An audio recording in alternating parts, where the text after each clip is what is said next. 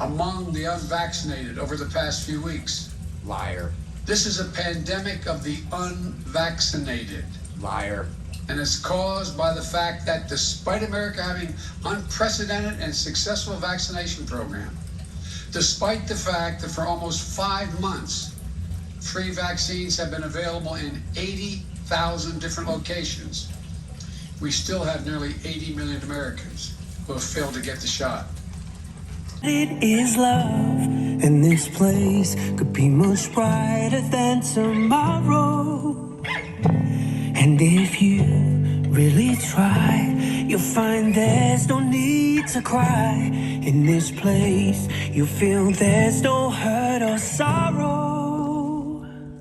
And there are ways to get there if you care enough for the living. Make a little space. Make a better place. Heal the world. Make it a better place. For you and for me and the entire human race. There are people dying. If you care enough for the living, make a better place for you and for me. We must increase vaccinations among the unvaccinated with new vaccination requirements.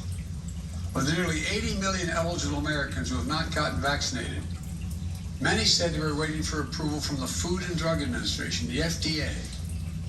Well, last month, the FDA granted that approval. So, the time for waiting is over.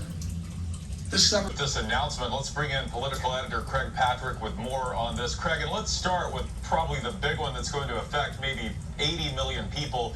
That's the one where they're requiring or will require all companies with more than 100 workers to either make their workers get the shot or take a weekly COVID test. When will this kick in and how will they enforce it?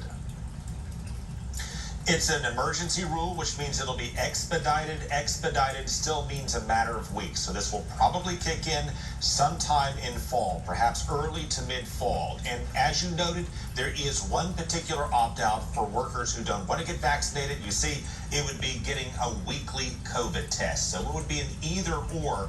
And the Department of Justice and EEOC have already been clear on the point that companies have a legal right to do this. Many large companies already are doing this. Many others are not. And the federal administration is now requiring all large companies, meaning more than 100 employees, 100 or more, to follow through and require all workers to do this, to make sure they comply and then submit that information to the federal government. Want to know why there's a love that cannot lie. Love is strong, it only cares of joyful giving. If we try, we shall see. In this bliss we cannot feel. Fear of dread will stop existing and start living. And it feels that always love's enough for us growing. To make a better world, make a better place. Heal the world, make it a better place. For you and for me and the entire human race.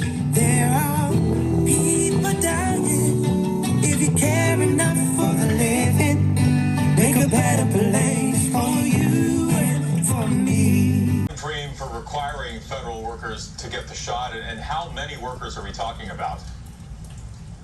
We're talking about more than 4 million workers. The time frame, we're told, to make sure they have proof of vaccination. They did have to either get vaccinated or show proof of a weekly COVID test. That option for federal workers will be gone. It's vaccination only. They will have 75 days in which to ramp up. And this applies specifically to workers who work for or report to the executive branch of government, which would cover all federal agencies in the United States government, of course, armed services as well.